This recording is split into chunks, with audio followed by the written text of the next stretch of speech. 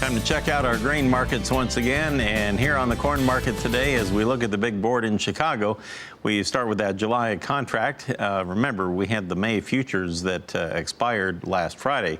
We go into delivery mode on the May contracts tomorrow. Now, on July, we currently have it trading at 363 1/4, and that is back to 2 cents higher. It kind of slid off the earlier highs today, and it's regaining a little bit of momentum here. We have December now 2 higher at 382 3/4, and make that now 383. It just changed, so ticking upward just a little bit. Meanwhile, in the soybean trade, it had been higher overnight, then it sold off in the early morning hours. It's been a tug of war here. Right now we're a little bit higher, but only on the nearbys. We have July soybeans a half higher at 867 1/2, and November down 1/4 cent at 887 1/2. What about on the wheat market? Well, in Chicago wheat today, we now have July down a nickel at 437 1/2. There's been a lot of interest watching that Kansas City market. Is it going to hang on to $4 or not? Let's take a look on the July KC wheat today. The last trade, 401 3/4. That is down 5 3/4 cents. It actually got as low as $4 1/4 cent. Got within one tick of hitting $4. Didn't quite hit it, at least so far today.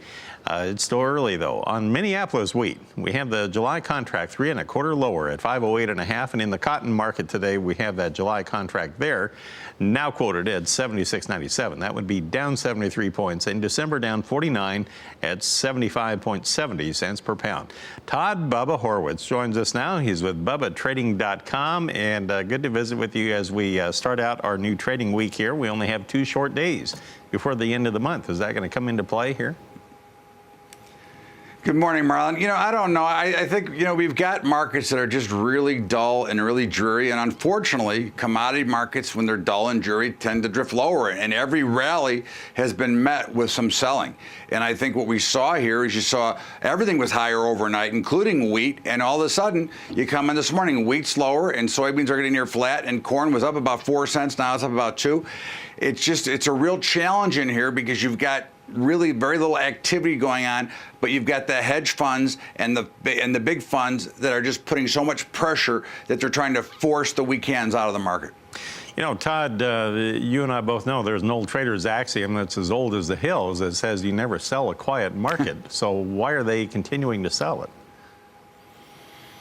They're looking for places to go, and they think that they can take advantage of that market and really squeeze people out and squeeze some of the funds out and actually maybe force the banks to go into some forced liquidation, which could really crack the markets. I don't see it that way. I think that, again, they could go lower, but I think we're very close to the end of the run here. Now, we may not go right back up again, but I think that as far as how much farther they can go, yeah, sure, there's always room to go down, but I think that they're personally making a mistake, and I think that, again, it'll backfire. But for right now, they're still in full control, and as we say, the strong hands are pushing very hard to the downside. All righty. Did want to point out we got some new export inspection numbers that just came out a little bit ago from USDA. Wanted to kind of point those out. On the corn, 1.37 million tons that were shipped out of the country this past week. Almost identical to last week. Now we had soybeans 491,000. That was up significantly, almost a third over what we had last week. And the wheat 630,402, and that was down from 819,000 last week. All right, we'll come back in just a moment and we'll talk more with Todd Bubba Horwitz about our livestock trade on the other side of these messages.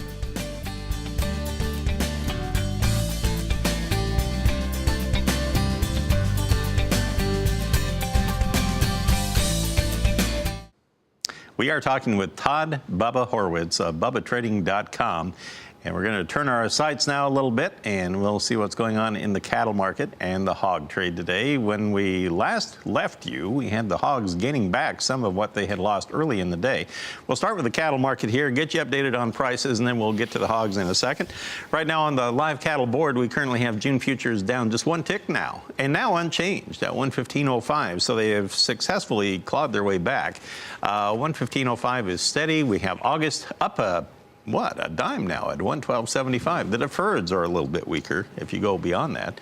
On the feeder cattle market, we've had triple-digit losses today. We still have August down $1.35 at 151.50, but the far-out deferreds from September on out are 82 and 50 cents if you look at September and October respectively there.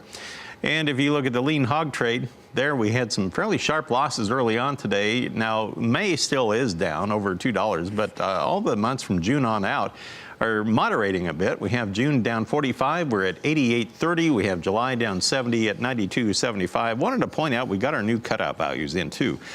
Beef cutouts just came out. Our midday update shows choice cuts up 23 cents. Selects up $1.17 on the beef side. How about that? And if you look at the wholesale pork trade, carcass values this morning were down $1.18. And we had the loin values down 50 cents. We had the ham market down $3.85. Exclamation point. And belly is down $1.01 at 123.98. So a lot of weakness in the wholesale pork, but strength in the wholesale beef trade. Is that helping to hold up the futures market here today, Todd? You know, Marlon, I think we're at a must-hold level in both fats and feeders. We're at the very bottom of both ranges, and they are both in danger of breaking down. I don't believe that they will, but certainly they need to hold, 115, 114 and a half in the fats, and 150 in the August feeders. Those are pretty much must-hold areas. I think if not, we could get ugly, but I do believe that they're going to hold, and I think hogs probably have a little bit more downside. But I think now is the time. About 86 to 87 is about the time you want to start to look to get back in to the market, because now we've traded out all that fear from the African swine flu and what was going on in China. So I think overall, I'd like to be long these markets, but I am getting a little bit concerned that they may be breaking some support. Do you think the funds have bailed out of very many of their long positions on livestock?